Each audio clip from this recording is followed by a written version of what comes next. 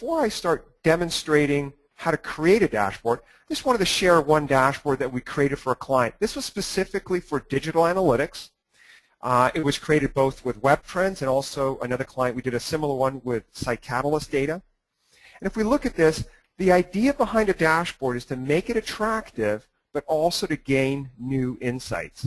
And we could, of course, combine many different data elements here, but in this case, this is an online retailer that has sales of $378 million. Tableau, of course, wants to refresh because I clicked on that. And so in this case, we're looking at specifically page views, or we can look at visitors, visits, orders, and revenue. And we can choose how we want the dashboard to be displayed. We're looking here at daily revenue, and we're looking at how people purchased product on our website from Sunday through Saturday. And we can see the darker the color, the less activity there is. And most people, of course, are buying things between 6 a.m., it turns out, and 8 p.m., with the highest level of purchase particularly on Mondays, Thursdays, and Fridays. But we can switch this view and say, let me look at this per visitor instead. So the dashboard will refresh. And it's interesting to see that there's actually a lot of people coming to the site between 10 and 6. And there's not a huge difference, but when they happen to buy, it's at the end of the day. So that's something that this client learned and was able to modify the interaction of the website to encourage more purchases when, in fact, there were a lot of people on the site. We can also look at a specific week if I chose to by clicking on that. And again, the dashboard will refresh. Or I can lasso certain data points and say, I want to just look at this area here. And the dashboard will, again, update to reflect that information. So this is how a finished dashboard would look inside a browser to view that dashboard. But let's go ahead and actually create a dashboard from scratch. So in this case, the first thing that we're going to do, now that we're in this product, Tableau desktop, is I'm going to connect to data. And connecting to data in Tableau is really, really easy. I just need to point at the file I want to access. There's no scripting or programming or anything like that, any nasty things like that. I can connect to various file formats, access Excel and text files, and a number of different database and server-based systems, including Google Analytics, IBM Netezza, SQL databases, Oracle, SAP, and so on. In this case, I'm going to connect to Excel. So I'm just going to click on Excel, and I'm going to choose one of these data sets here in Excel, and I'm just going to double-click on that. And it's going to go out and fetch that information and come up and ask me, what parts of that Excel spreadsheet do you want to bring in? I'm going to click OK, and now it says, do you want to bring in this data as with a live connection, or do you want to bring in all or some of that data? If it's a really, really large data set, maybe hundreds of thousands or millions of rows, you may want to bring in some of it in Tableau's in-memory engine, which is super fast for processing. If you have a good internet connection and the file's not that large, you can happily connect to it live, which is what I've done. And let me actually show you the spreadsheet here. Here's the spreadsheet that we're working with. It's got a bunch of rows and columns. It's sales information for various customers buying a bunch of different products. And it's not a terribly large file. It is 100 rows. So what Tableau did when it brought in that data was it categorized everything as either dimensions or measures. Dimensions are really things that you can categorize and subdivide up, things that you would find in your headers of your columns and rows. And measures are the data sets themselves, the things that are aggregated, so the things you would find in your cells. Now, Tableau does the best job it can. You saw it did it super fast, but it may have made a mistake. You may say, actually, this count is actually not a measure, it's a dimension. That's fine. You can just drag it up here. It puts it up here for you. So there's lots of flexibility on how you want to structure this information inside of Tableau. We also have the ability to do some data modeling right inside the product. For instance, I might say that product subcategory really belongs to category. I'm just going to drag it, drop it on top, then I'm going to rename this, and maybe I'll call it products. And you can see Tableau creates a nesting here for us. Similarly, I might say the container belongs to that, as does product name. Likewise, I might say that city belongs to state. I drag it on top, and I'm just going to call this location. And I might say that zip code also belongs to that hierarchy. So we're creating some hierarchy and some nesting right inside Tableau. It's really important to understand here, though, that we're doing this only with the visualization. We're not touching the underlying data source. This is a read-only file.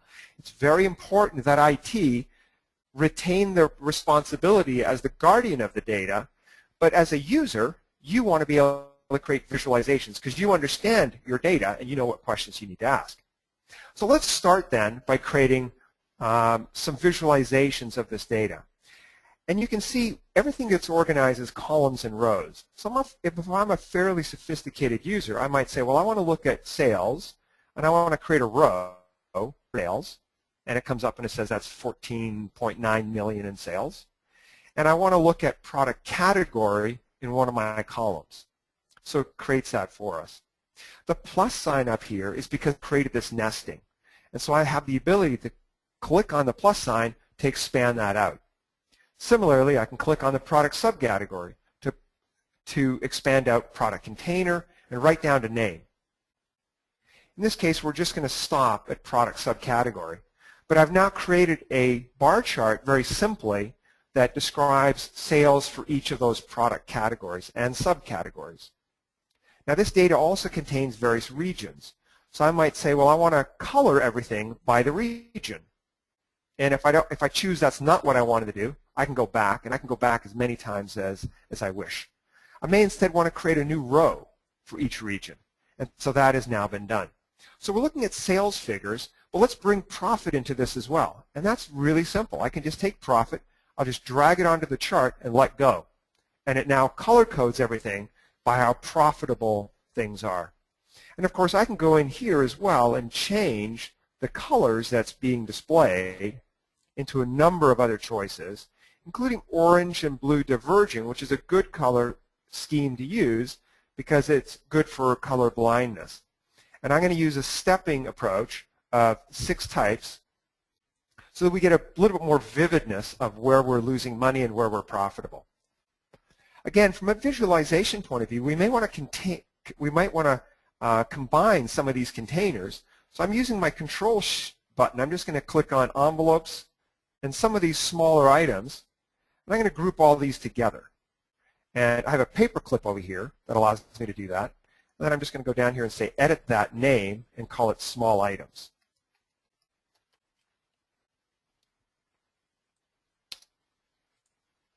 And so that's now done. It makes it much easier to understand the data without changing the underlying data itself.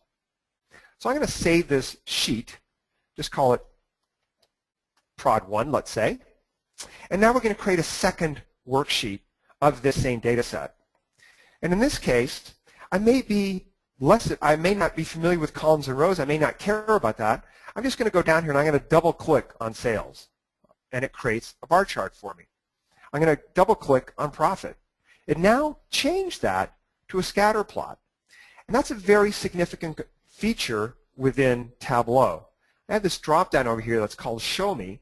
And Show Me always instructs to me what is the best way to visualize this data. Not what looks the prettiest, but what's the best way in order for the human brain to comprehend that data. And you can see it actually puts things in, it has many choices, but it highlights the ones in color that are options for me. And then it highlights the one with a blue border that it says is the best option. But I could also do this as a bar chart. But it says a scatter plot's the best choice, so I'm going to select that. And at this stage, we're only looking at 2 data points, profit and sales, and that's it. But let's bring customer data in here as well. And I can just take the customer name, drag that onto the chart, and now it displays every single customer that's in this file that we were working with.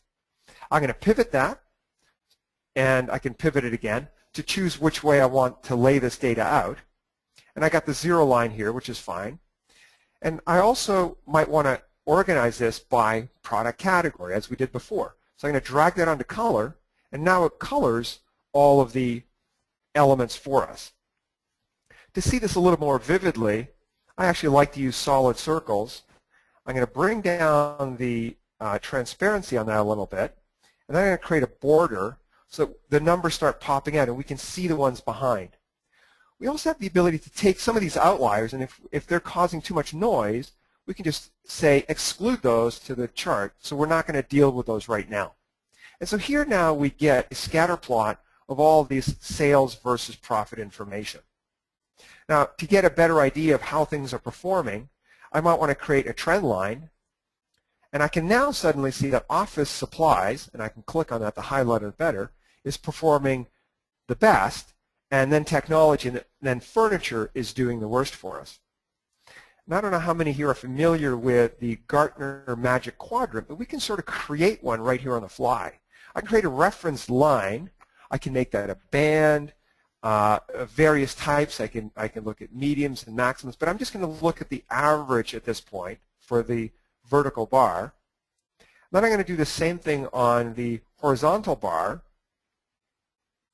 And we now have a magic quadrant where we can see how things are performing. And of course, the ones down here on the bottom left are really our worst customers. They're not very large and they're not very profitable.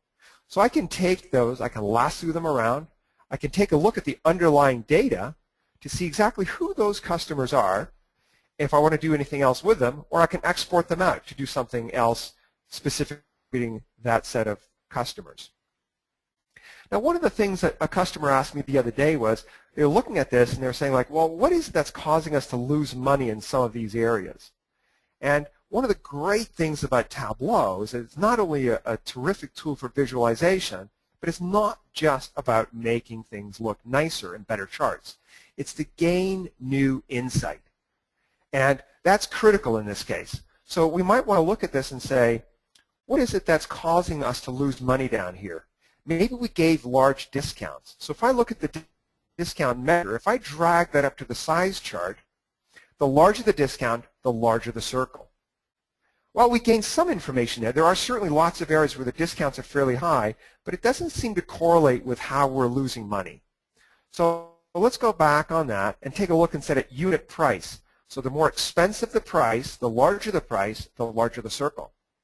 Now, we see a huge correlation that the more expensive items are obviously the ones where we're losing the most money. And to see that more vividly, we can also take product category and simply make that a separate column. And so now we have 3 columns here, and you can very quickly see how we're losing money on the technology. And I'm just going to go back on that. So we'll call this one prod 2. The next one I'm going to create is, the sales are occurring all across, in this case, the United States. And so by double-clicking on state, it puts a dot in every state where there is a sale. I'm going to double-click on sales. That'll now size those dots for the relation to the relative size to the amount of sales. And if I take profit and just drag it on top, it creates a new row for me. But I might say, I don't want a row. I just want that profit to be right on top of the map, which is now what we've done. And so now each circle is sized the way we want, and it's color-coded according to how profitable each area is. This data also contains 4 years of information. So if I take the order date and just drag that onto columns, it tells the system, create 4 different views of this data, 1 for each year. And I'm going to go a step further and create a quick filter on that over here so that I can now select which year it is I want to view. And I can also ask the system to create a single value drop-down if I want, or, for instance, a slider, which is something that I kind of prefer the slider, where I can say, choose which year you want to look at. So we're going to call this one maps. So let's create another view of this data. In this case, it's going to be of customer information and customer sales. So I'm going to double-click on sales. I'm going to double-click on customer name, and that lists all our customers. I'm going to sort those customers, and I might want to bring profit in here to see how profitable they are. But in fact, one of the things we might want to see also is, what's the gross margin for each of these customers? Because that's a very important value that we might want to see. Currently, that doesn't exist in the measures. So I'm going to just create a new one by, say, create a calculated field. And we'll call this gross margin. And I happen to know that the calculation for that, and you can see here we have all the functions that you would expect to see in Excel. The calculation for gross margin is the sum of my profit divided by the sum of our sales. And Tableau is kind enough to come up here and say that calculation is valid. And this would be the only time you see me doing any kind of scripting or anything like that. But this was to create a calculated field that didn't so far exist. Now it exists here as the gross margin. I'm going to drag that up to rows, and now we can sort everything by gross margin. And we can tidy this up a little bit. Right now, gross margin is said to be 0.396, but we might actually want to have a different way of describing that. So I'm going to say make the number format for that instead of percentage, and don't have any decimal points on that. So now when we hover over, we see that gross margin is 39%, which is what you would expect. So let's call this one customer. So we've created now 4 worksheets. And let's now create the finished dashboard for ourselves. And we're going to do that by simply, it says drop sheets here. Well, that's pretty simple. I'm just going to take product 1 and drop it over here. Product 2, and you can see it grays out, showing me where I'm allowed to drop it. And I'll take maps and maybe put that down here. And customers, I'll put that up here. And we can resize all of these as well if we want to, and reorganize that any way I want. But we can see here the slider that I created for the date system still is here. And as I filter through, that map updates. Now, one of the things that would be nice if it did, if it also controlled the other views. So I can go and tell the system, apply this to all of the worksheets when you choose to change the map. And now you see everything is updated automatically throughout.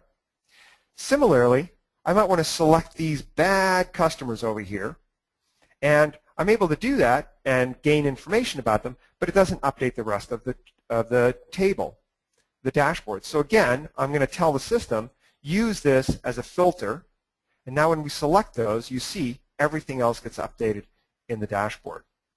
And this applies to all of these pieces. I can have all of them control the rest of the dashboard for me. So in this case, if I wanted to use this one as a filter and say, why are we losing money over here? Where are these customers? Everything gets updated to see those customers, and they get listed out here.